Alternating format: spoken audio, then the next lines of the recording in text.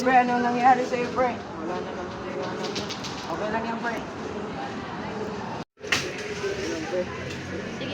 Sinabi niya kay Jeswell ang mga nararamdaman niya dahil si Jeswell ay ang kanyang best friend. Pre, mahal ko babae dyan, pre. Ikiwan. Paano pa yung mga babae na parang si Meryl, pre? Start. Uwi na muna ako, pre. Sige, pre. Ingat, pre. Wala ba ka?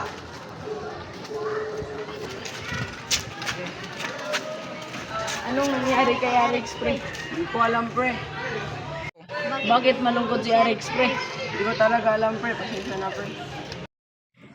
Ang paraan na ginamit ni Jeswell upang hindi makapagsabi ng totoo ay ang pananahimik o silence, sapagkat alam niya na ang lahat ngunit hindi niya ito isinabi. Do you know, Yana?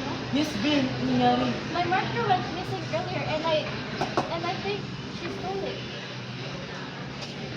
Ah, parang may nakita ako sa bag niya, B. Color pink ba na marker? Oo. Yun ata yun, may pangalan mo pa eh. Ala. Kinuha niya. Bakit pinag-uusapan nila si Rihanna eh, best friend nila yun? Pinag-uusapan ko na yun. Ha? Talaga ba? Oo. Bakit? Ano ko?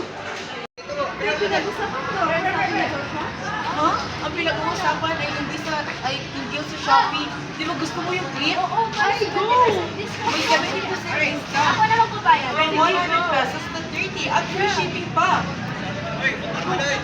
Sige, akin na yung white. Uy, ako na yung pink. Akin yung blue ah. Oo, sige, Okay, check out na natin. Okay, done. Be, uwi na muna kami. Bye-bye.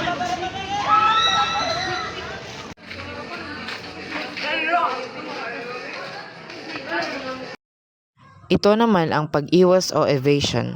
Sa halip na magsabi sila ng totoo, nilinlang nila si Rihanna na bumili sa Shopee upang matakpan ang kanilang mga pinagsasabi para sa kanya.